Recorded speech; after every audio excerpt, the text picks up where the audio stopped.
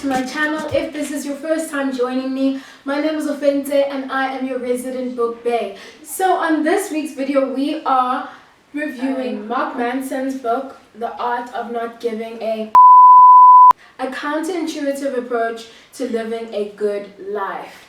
So before we get into the review, I just wanted to say that I hope that everybody is taking care of themselves, not just physically but also mentally and emotionally during this time. If you're in South Africa, we are in the middle of a national lockdown due to the global pandemic that has taken the world by storm, so please do take care of yourselves. So just a little bit about Mark Manson.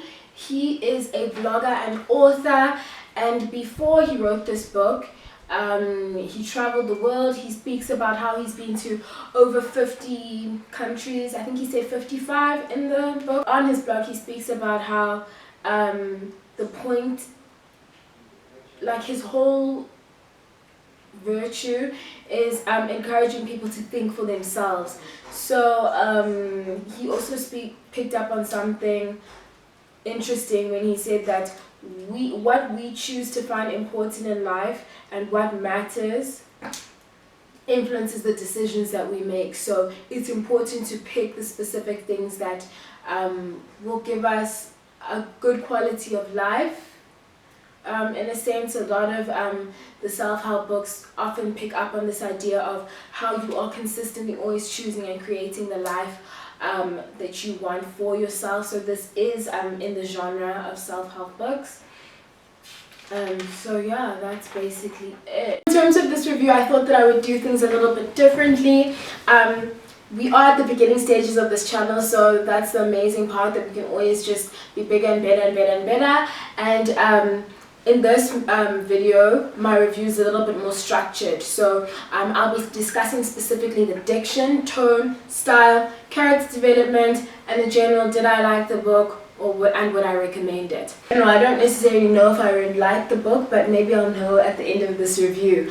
And a friendly reminder to please like, comment, subscribe, and share this book. So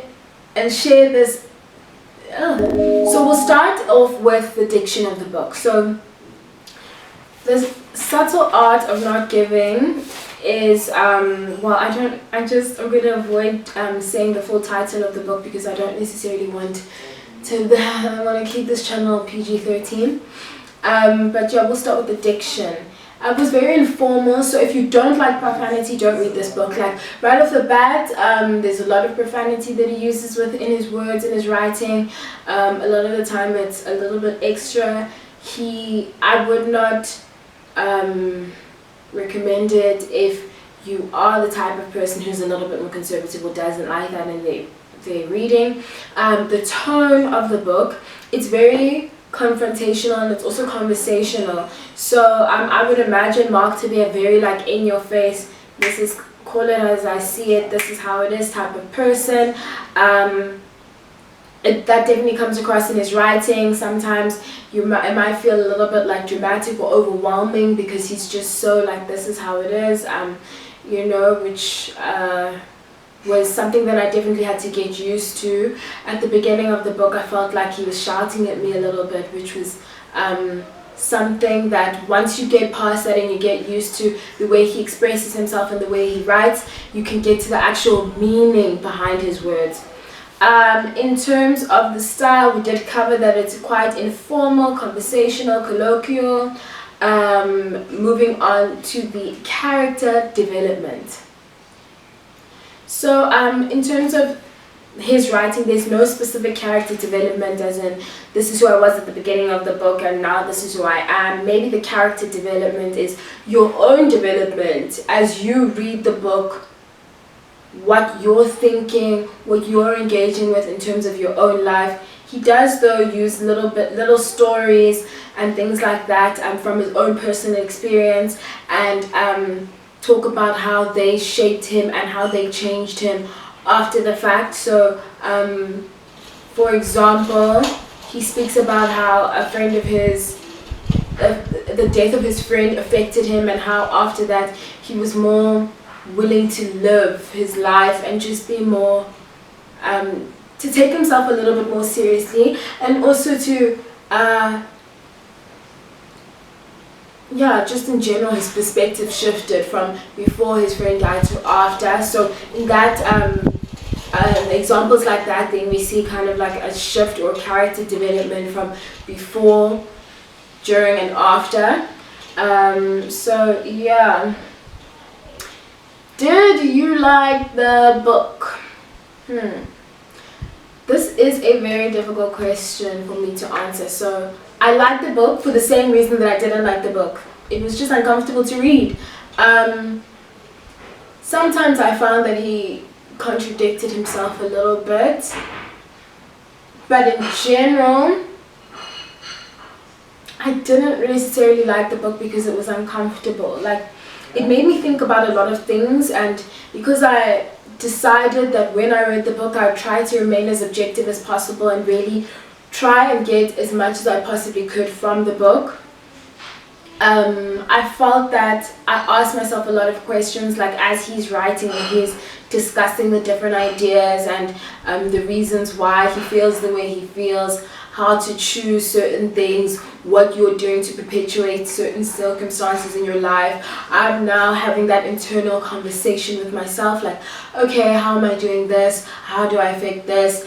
In that situation, could I have done this? And that was difficult at times, and a lot of, processing had to be done. I think that I took a little bit longer than I would have taken. It's not necessarily just about reading the book, but also about engaging with the ideas in the book and asking myself some of the questions that he posed in the book. And some of them weren't necessarily him actually asking questions, but him kind of putting things out there, So in that way, I think that he achieved what he wanted to, which was making people think independently for themselves, because it definitely encouraged me to think about things differently and for myself. I think that he definitely created that platform to engage with certain things that I might not have engaged with past the actual experience itself, and then maybe sometime after. This is definitely not the first book that I would recommend to somebody if they ask me like, oh, what should I read?